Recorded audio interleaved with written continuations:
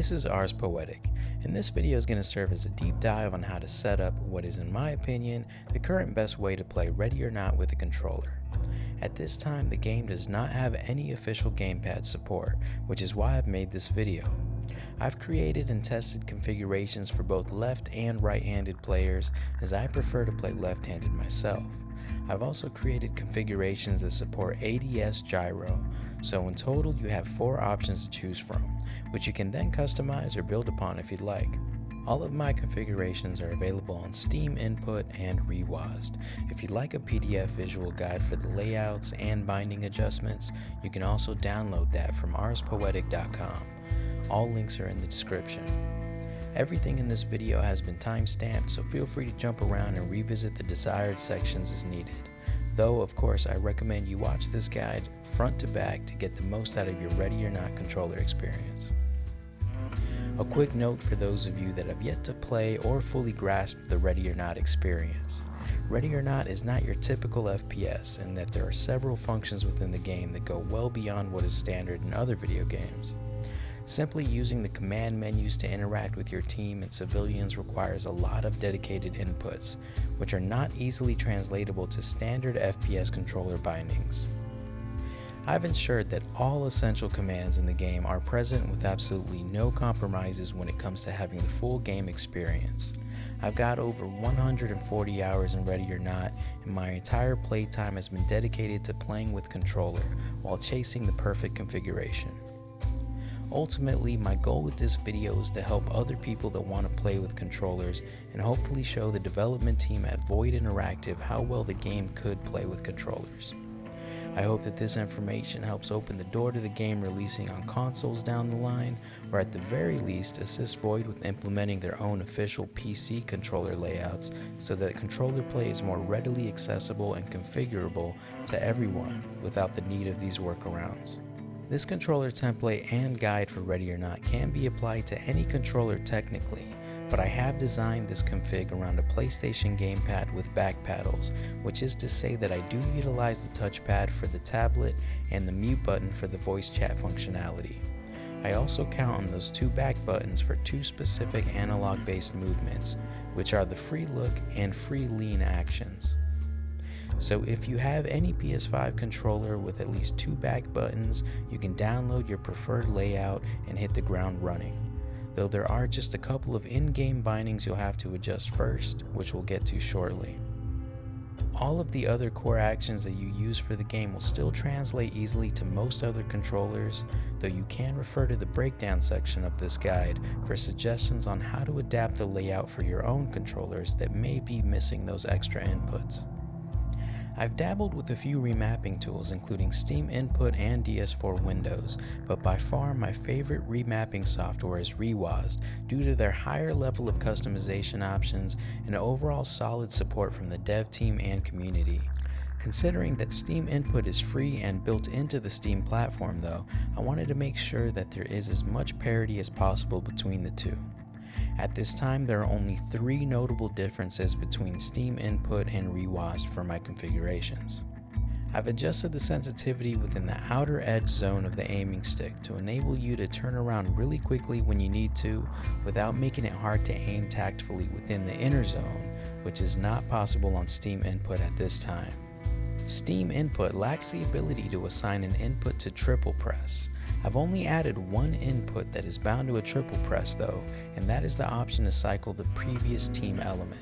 You can totally ignore this since cycle next element is still present, and the command mode layer has the option for next and previous mapped to single and double press. The last difference between Steam Input and reWASD is that my reWASD configurations come baked in with a Windows layer, which you can activate and deactivate by holding down the options button. This layer includes a bunch of useful inputs and macros to help provide a more console-like experience while navigating Windows, and is something I apply to every single one of my reWASD configs. Again, all links are in the description for both platforms, but you should also be able to find everything by searching Ars Poetic under the community layouts on Steam or reWASD. Just make sure you select the appropriate one that falls in line with your preferences. To get started, we need to make a couple of changes to the in-game settings because some of the default controls are difficult to emulate well on controllers. If you decide to go the reWASD route, make sure to also disable Steam input within the Ready or Not Steam settings so there are no input conflicts. Let's begin with the game's pause menu and select Options. Here on the first page, take a look at the gameplay section.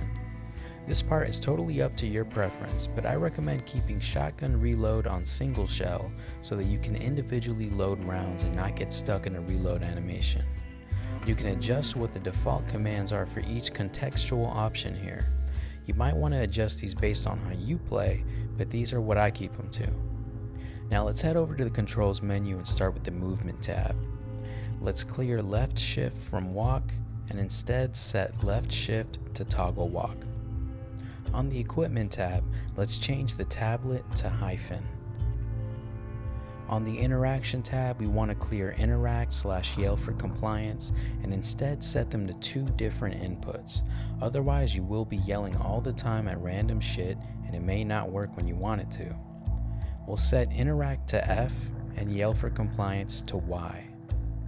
Under teamwork, we want to switch element cycles from the mouse wheel scrolls to the up and down arrow keys. You'll notice that hold command also has left shift as a second bind. Let's hit clear to keep it just as X so it doesn't affect our walk toggle. For the replay menu, since we don't use Q and E, we're going to change next actor to 4 and previous to 3. Let's also change the HUD toggle to F3 so it matches our regular HUD toggle in game. You can skip this tab if you do not use replays or have disabled them. I would actually recommend disabling replays for performance gains, though they are kinda cool to check out and mess around with. Finally, under miscellaneous, we're going to clear ready up and set it to 0. Otherwise, you will not be able to yell. We're also going to set spectate next and previous to 4 and 3 so we can simply use the right and left on the D-pad. That's it. After you made those few minor changes, you're ready to roll out.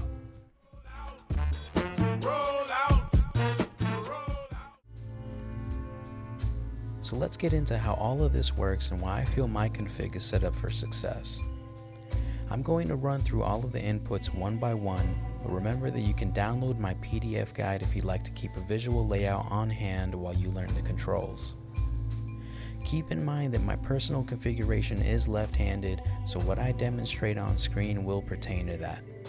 Also remember that this is just the way I like to play, and so if you like my overall setup but don't like certain choices, you can just override or shift any individual inputs as desired. Starting with the basics, movement and aiming emulates the WASD and mouse inputs respectively. Clicking with my aiming stick toggles the laser or flashlight on and off, and holding the click down will toggle the secondary sight mode, which is only ever useful for sights and scopes with different magnification levels. Clicking the movement stick toggles the walk mode on and off. The walk mode is useful for maintaining steady aim while moving. I have ADS and fire set to triggers as you might expect. I do prefer to enable GYRO ADS because it is incredible for quick, fine-tuned movements and recoil control while aiming down sights. If you haven't tried using GYRO for ADS before, I highly recommend you try it out for a while, as it enables you to have mouse-like precision on controller. There is a slight learning curve, but it is super intuitive and helps a ton for games that don't have any controller support built in. Personally, this is how I play all my games now. If you'd like to learn more about GYRO and its intricacies, I definitely recommend you check out Flickstick Videos, which is an excellent channel that breaks down GYRO to a science. I drop science, can't you tell I'm singing? Still, I built those regular non-GYRO configs for those of you who want to just solely rely on stick movement alone. The main bumper handles 3 separate functions. Tapping the bumper once will switch the ADS style back and forth between regular sights and the candid position. The candid position is great for enabling a clearer field of view, especially within close quarters, while still maintaining a solid level of accuracy. This is essentially the practice of point shooting, where you train to hit targets without aiming down the sights. Equipping a laser or a flashlight will help you get used to candid aiming. Double tapping the main bumper will activate your default quick command, which varies based on what you're aiming at and the context of your current situation. Holding down the main bumper will activate the command menu layer. This is where things get a little complex, and so we'll revisit this after running through the rest of the controls. My secondary bumper also has 3 separate functions tied to it, but it is also more straightforward. A single press toggles the low ready stance. When you lower your weapon, you move faster, which is useful for many situations. Holding down this bumper will drop a chem light, which is useful for marking areas you've cleared out and providing some light in dark areas. Double tapping the bumper will cycle through your team elements, which allows you to easily manage your squads and quick commands without opening the full command menu. Triple pressing the bumper will cycle the team elements in reverse, though the triple press function is only available in reWASD. For the face buttons, let's start with X. X is going to be used for all of your basic interactions, arresting suspects, securing weapons, and reporting things back to TOC. Double tapping X will have you yell for compliance. This is why we separated those inputs earlier. I felt this distinction was necessary to keep both actions separated for a more cohesive, intentional use. Square is going to be reload, which has its own layers of functionality. Pressing square will perform a tactical reload, meaning you save the magazine for later if there are still rounds in it. Holding square will check your current magazine, and double tapping it will perform a fast reload that dumps the current mag. Those functions are all baked into the game itself under the single reload bind. Pressing the command menu and pressing square will allow you to switch ammo types. There is no native weapon swap key, which means you have to press 1 for primary and 2 for secondary. I decided to map these both to triangle, with regular press for your primary and a double press for secondary. If you carry a taser, you can also switch between your taser and secondary by double tapping triangle a second time. Holding down the triangle button will activate your free look mode and will deactivate when you let go. This allows you to keep your weapon aimed at a target and move your head around, which can be useful when covering a threshold and issuing a quick command off to the side. The idea behind this binding is that you're using a controller with at least 2 back paddles so that you can maintain both thumbs on the sticks while performing this action in order to maintain full mobility. If you don't have back paddles, I'd recommend switching this free look bind with the chem light option that I've assigned to the secondary bumper, which will allow you to have full control of both sticks when looking around. Tapping circle would perform a quick melee attack, which may be useful in tight situations. Similar to my binding for free look, holding down circle will activate your free lean and letting go will deactivate it. This allows you to freely move your height and stance to a very high degree, even enabling you to get right down to the ground if need be.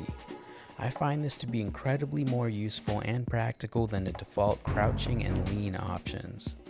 The default crouch is more of a slouch, and similarly the default left and right leans hardly move your body at all in this game, which means you can't really pop out of cover as effectively and you aren't really any harder to shoot while leaning and moving. That's why I opted to only bother using the free lean option, as it gives you the largest range of movement when in cover, which in my opinion is a far more practical maneuver. Just like the free look, I've mapped this to circle with the idea that you'll use the back paddle for this action so you can maintain full motion and aiming while leaning. If you don't have any back paddles, I recommend you switching this around with the command menu, so you can utilize your main bumper and still keep your thumbs on the sticks. I've mainly reserved the D-pad for the gadgets, as well as the command menu, which we'll get to in a second. Left on the D-pad will equip your tactical grenades, while double tapping left will perform a quick throw instead. Right on the D-pad will equip and cycle through your available tactical gadgets. Most of these gadgets can be used through contextual actions though, which means you may not ever need to manually equip them. For example, instead of pressing right to equip a door jam and then jamming the door, you can just look to the bottom corner of the door and press X to equip it. Still, I thought it was important to have at least one method to manually equip your gadgets. Down on the D-pad will equip your long tactical device, such as a breaching shotgun or ballistic shield. Double tapping down will cycle through your miscellaneous gadgets like the lockpick tool. Up on the D-pad will activate and cycle your team camera. The options key will act as an escape key on the keyboard. This means pausing the game will work as you expect it to. However, since navigating the menus also utilizes the escape key to go back, this means that you just have to press the options key to go back while in a menu. The share button has been mapped to the HUD toggle. While the HUD is already pretty clean and minimal, you can completely toggle it off by pressing the share button. For the touchpad, there are two actions which you can activate depending on where you click the pad. The left side is reserved for your tablet. If you don't have a touchpad or separate input, I would probably recommend replacing the HUD toggle bind with this one. The right side is an alternative way to switch the fire rate, which I prefer, as opposed to clicking your movement stick while in the command layer. I've designed the mute button on the controller to manage voice chat. You can press it once to toggle the push to talk on and off, and you can also hold it down to cycle through the available chat channels. If you don't have a mute button, I'd probably go to the command layer and bind it to X over there. Now that we've got all regular inputs covered, let's dive into the command menu. When activating the command menu, your controller will shift into another layer with a different layout. This layer is only active while holding down the main bumper so that you are able to take advantage of all 9 command options, along with a couple of other specific options I'll touch on in a moment. Note that I've only ever seen a total of 8 commands available at once, but there is a default binding for a 9th command, so I took that into account as well. I decided to utilize the D-pad for all commands so you can still maintain full access to your other face button actions, which include leaning and looking around. So the D-pad will address all 9 inputs in a clockwise fashion, with the method of input alternating after each set of 4. Here's what I mean. Up is 1, right is 2, down is 3, left is 4. 5 through 8 all require long presses, so holding up for a second activates number 5, holding right will activate 6, and so on. For the number 9, I decided to make that a double tap, so if you double tap up, it will activate number 9. I had previously played around with various setups and actually followed the order of up, down, left, right. However, since Ready or Not 1.0 dropped with its AI overhaul and I started seeing higher numbered commands more often, I decided to stick with the clockwise motion for a more consistently intuitive order. In my early bindings, I also used face buttons to activate the higher numbers, but I scrapped that idea because I found an issue with not being able to lean or look around while issuing commands, which does work flawlessly thanks to those back paddles. As I developed the layout, I also ended up mapping other commands to the face buttons within this layer. You'll notice that on both reWASD and Steam input that I've set the activation of the command to long press, as opposed to binding it to activate and deactivate while holding and letting go of the bumper. What this means is that if you activate the command menu, but let go of the bumper before a command is issued, you will have to long press the bumper again to dismiss the menu. The reason for this is because I actually tried having it set to activate while holding and deactivate when letting go, which is ideal on paper, but the problem is that Steam input or reWASD can't recognize if the menu is actually open or not in-game, which led to a number of situations where I effectively reversed it and had the command menu disappear when I wanted to use it. The issue stems from the fact that the keybind option for the command menu in the game is treated like a toggle. If there was a separate keybind option in the game itself to set the command menu to only remain active while holding down the relevant input, it would enable us to use the menu without this minor issue.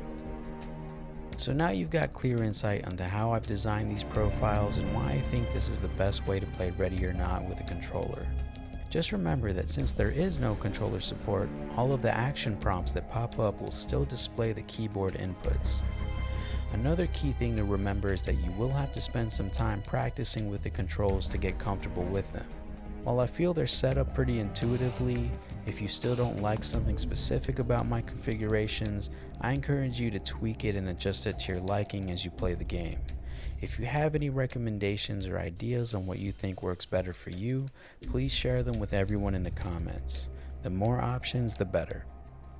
On that note, if anyone knows how to adjust the action prompts within the game files, I'd love to see if I can customize them. If I knew how to do it, I'd love to release a mod that adapts the controller prompts accordingly, or at the very least make another video on how to change them, so that it becomes even easier to play with controllers. As someone who plays Lefty though, I can tell you that you'll quickly learn all of the keys and how they correlate to your controller layout with some playtime. You might be a veteran player of Ready or Not that just wants to learn how to adapt their gameplay to gamepad, which means you're likely familiar enough with the game already, but I also imagine that many of you are new players that are hopping into this for the first time, or perhaps you're still learning the ropes. For the latter of the two groups, I have some general tips and recommendations for you. While there is now a campaign mode, the difficulty is pretty high and every failure has consequences for your team. As you unlock new missions, give them a try in the practice mode first, so you can become familiar with the maps, enemies, and objectives without worrying about your squad in the campaign. Slow your roll and take your time. Ready or Not is all about tactics and techniques. Running and gunning will just get you and others killed. Analyze your surroundings, maintain a heightened level of awareness, and plan each move carefully. I'm certainly no expert, so that's all I'll recommend for now, but I do have a few recommendations if you're looking for more in-depth gameplay guides or content on Ready or Not. I'll throw links for all of the following shoutouts in the description. For full breakdowns on everything you need to know about playing Ready or Not, I recommend checking out 68 Whiskey and Official Invictus on YouTube. They both got some great guides that are worth checking out. I'll link 2 examples for you in the description.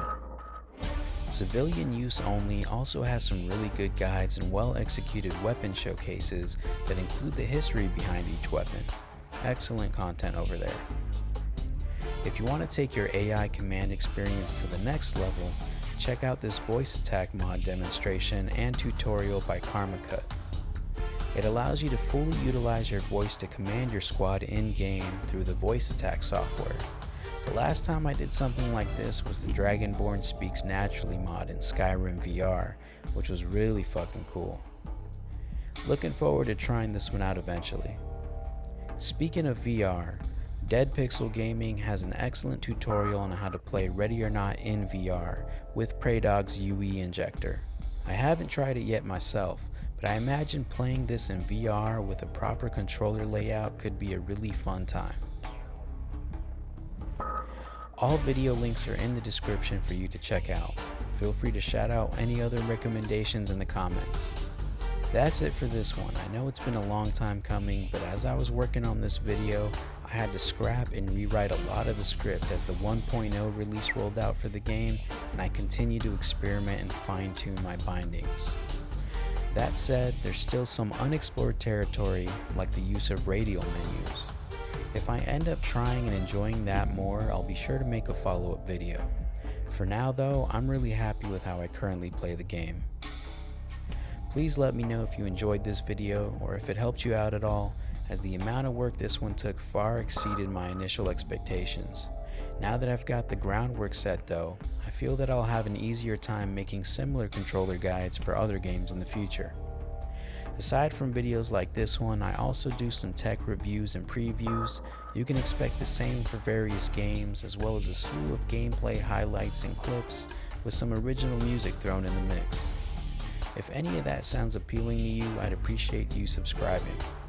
I've got tons of plans for this channel. I'm excited that we were able to jump past 100 subscribers since the last video. If you don't want to subscribe, that's cool, but I'd still appreciate the thumbs up if you enjoyed the video, as it really helps me get my stuff out there. Feel free to pass it on to someone you know that might enjoy or learn something from it. If you feel inclined to dislike the video for any reason, I'd appreciate it if you left your feedback in the comments so I can look at what I may be able to improve upon for the future. By the way, I do also stream games on occasion. If you're interested in that sort of thing, or you just want to hang out virtually while I play some games I enjoy, hit me up on Twitch or my other YouTube channel, both linked in the description below. If you want to support me even further, be sure to check out my website and Patreon, which I'll be shedding more light on in the near future. Check it out. Thanks for kicking it with me on this one. This is Ars Poetic, dropping the mic. Peace.